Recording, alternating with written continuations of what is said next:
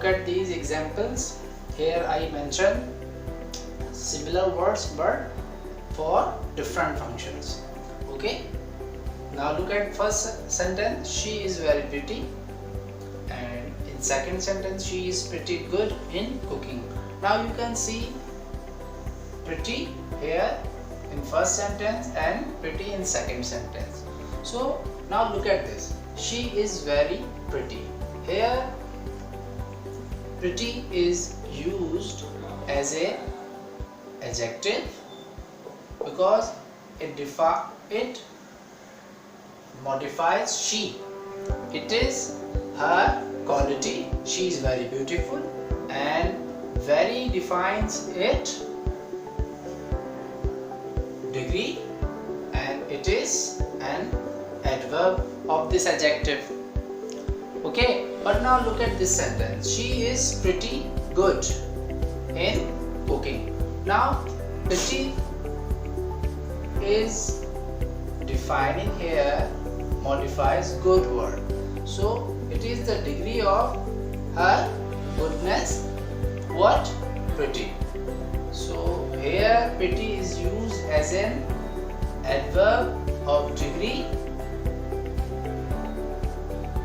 It defines, it modifies good here, but pretty is used here as an adjective which modifies she. Okay, and pretty is modifies here good. So this is what pretty in first sentence we use as an adjective, and in second sentence we use pretty as an adverb of degree.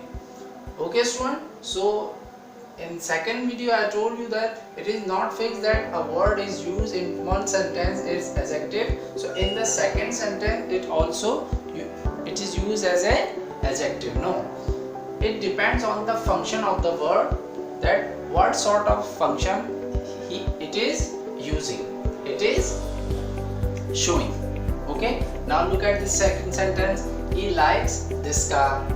So this modifies what? Car. So this is used here as a demonstrative adjective. Okay, demonstrative adjective. It is defined noun, and the word which defines noun or pronoun is called adjective. So this here this is used as an adjective. Which adjective? Demonstrative adjective, which shows what? Which points out something. And now in the second sentence you can see this. Okay, so here this is used as a pronoun. This is my car. So now look at this. Here we use this as an adjective, but here we use this as a pronoun. It modifies this here car, and we use this as a pronoun here. So examples of similar words function as a different parts of speech. Now you can see difference between these two things. Now look at the third. The train had left before I reached the station. I used here before in the first sentence, in the second sentence, and in the third sentence. But all three words have different function, different parts. Like the train had left before I reached the station. So we learned in our parts of speech that a word which joins two words, two phrases, two clauses or sentences together, it is called conjunction. So before is used here as a conjunction which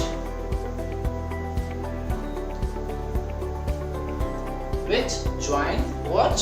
These two clauses. Okay students, now look at the second sentence. I have met you before. So before is using here is defining what? Time. So it is used here as an adverb of time.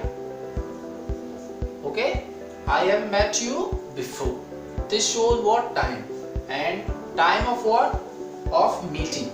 So when any word modifies a verb, this becomes what? Adverb. So adverb of time. So before is used here as an adverb instead of conjunction. In first sentence we use before as a conjunction. In second sentence we use before as an adverb.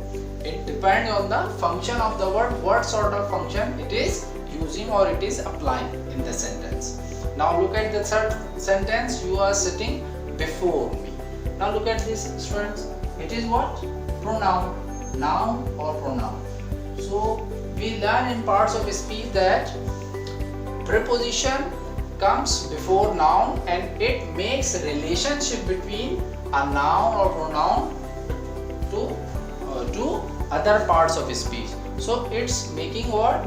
Relationship between me and you. So this is what?